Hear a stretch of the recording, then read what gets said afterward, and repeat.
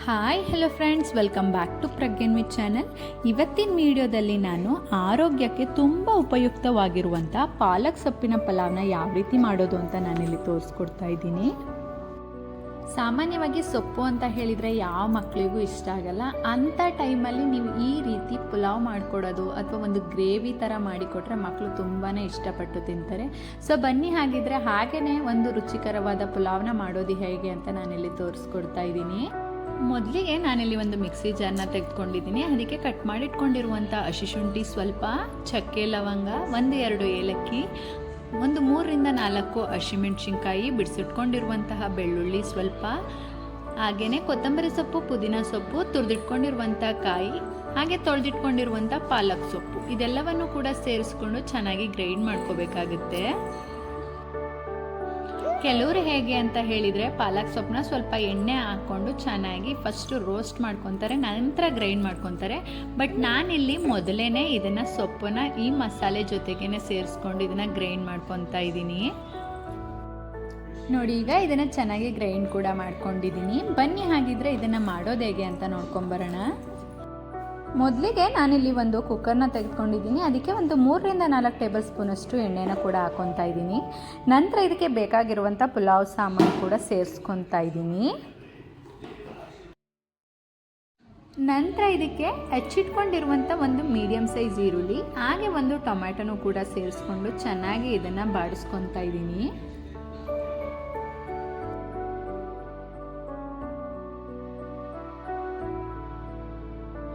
ನೀವು ಇದಕ್ಕೆ ಬೇಕಿದ್ರೆ ಮನೆಯಲ್ಲಿ ತರಕಾರಿ ಇದ್ದರೆ ಕೂಡ ಯೂಸ್ ಮಾಡ್ಕೋಬೋದು. ಹಾಗೆ ಮಶ್ರೂಮ್, ಪನ್ನೀರ್ ಯಾವುದಿದ್ರೂ ಕೂಡ ಯೂಸ್ ಮಾಡಿಕೊಂಡು ಈ ಪುಲಾವ್ನ ಕೂಡ ನೀವು ಮಾಡ್ಕೋಬೋದು. ಬಟ್ ನಾನಿಲ್ಲಿ ಯಾವುದೇ ರೀತಿಯಾದ ತರಕಾರಿ ಏನನ್ನು ಯೂಸ್ ಮಾಡಿಲ್ಲ.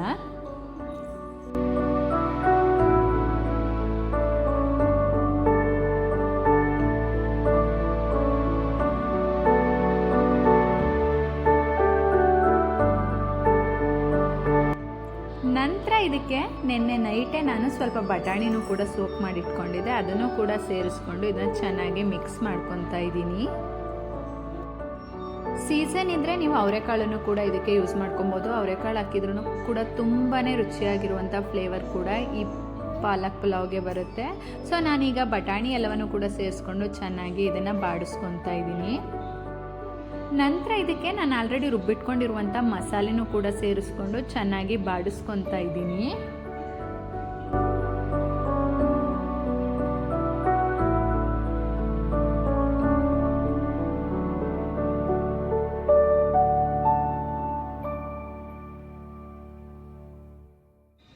ನಾವು ಯಾವಾಗಲೂ ಅಷ್ಟೇ ಪುಲಾವ್ನ ಮಾಡಬೇಕು ಅಂತ ಹೇಳಿದರೆ ಅದಕ್ಕೆ ಮೆಷರ್ಮೆಂಟ್ ನೋಡಿಕೊಂಡೇ ನಾವು ಮಾಡಿದರೆ ತುಂಬಾ ಟೇಸ್ಟಿಯಾಗಿರುವಂಥ ಪುಲಾವ್ನ ಮಾಡ್ಕೋಬೋದು. ಸೊ ನಾವು ಅಕ್ಕಿ ಕ್ವಾಂಟಿಟಿನೇ ಎಷ್ಟು ಹಾಕ್ತೀವಿ ಅದನ್ನು ನೋಡಿಕೊಂಡು ನಾವು ನೀರಿನ ಕ್ವಾಂಟಿಟಿನೂ ಕೂಡ ಇಲ್ಲಿ ಆ್ಯಡ್ ಮಾಡ್ಕೊಬೇಕಾಗುತ್ತೆ.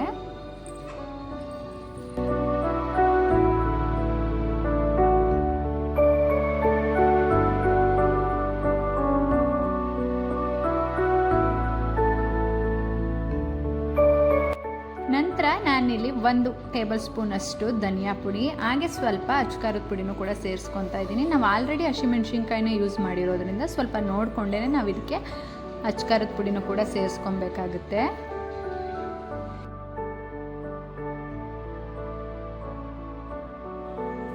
ನೀವು ಇದನ್ನು ಹಾಕಲೇಬೇಕು ಅಂತಲೂ ಏನಿಲ್ಲ, ನೀವು ಇದನ್ನು ಸ್ಕಿಪ್ ಮಾಡಿದರೂ ಕೂಡ ಪ್ರಾಬ್ಲಮ್ ಇಲ್ಲ. ಬಟ್ ಸ್ವಲ್ಪ ಖಾರ ಮ್ಯಾಚಸ್ ಆಗಲಿ ಅಂತ ಹೇಳ್ಬಿಟ್ಟು ನಾನಿಲ್ಲಿ ಸ್ವಲ್ಪ ಅಚ್ಕಾರದ ಪುಡಿ ಅಷ್ಟೇ ಸೇರಿಸ್ಕೊತಾ ಇರೋದು. ಯಾಕಂದರೆ ನಾವು ಆಲ್ರೆಡಿ ಗ್ರೈಂಡ್ ಮಾಡ್ಕೊಳ್ಳುವಾಗಲೇ ಚಕ್ಕೆ ಲವಂಗ ಮತ್ತು ಸ್ವಲ್ಪ ಹಸಿಮೆಣ್ಸಿನ್ಕಾಯಿ ಎಲ್ಲವನ್ನು ಕೂಡ ಯೂಸ್ ಮಾಡಿರೋದ್ರಿಂದ ಇದ್ರ ನೆಸೆಸಿಟಿ ಅಷ್ಟು ಇರಲ್ಲ. ಬಟ್ ಬೇಕಿದ್ರೆ ನೀವು ಆ್ಯಡ್ ಮಾಡ್ಕೋಬೋದು ಖಾರ ಬೇಕು ಅಂತ ಅನಿಸಿದರೆ.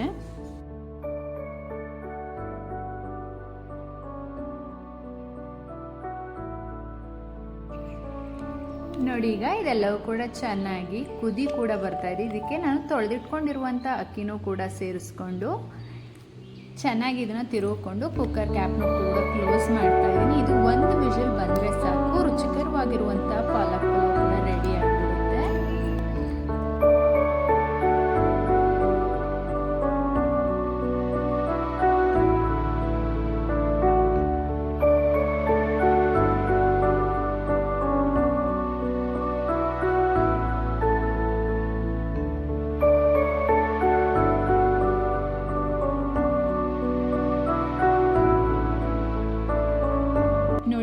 ನಾನೀಗ ಕುಕ್ಕರ್ ಲಿಡ್ನು ಕೂಡ ತೆಗಿತಾ ಇದ್ದೀನಿ. ನೀವು ನೋಡ್ತಾ ಇರ್ಬೋದು ಎಷ್ಟು ಚೆನ್ನಾಗಿ ಕಾಣಿಸ್ತಿದೆ ಅಂತ. ನೋಡೋಕ್ಕೆ ಎಷ್ಟು ಚೆನ್ನಾಗಿ ಕಾಣಿಸ್ತಿದೆ ಅಂದರೆ ತಿನ್ನೋಕ್ಕೆ ತುಂಬಾ ರುಚಿಯಾಗಿರುತ್ತೆ.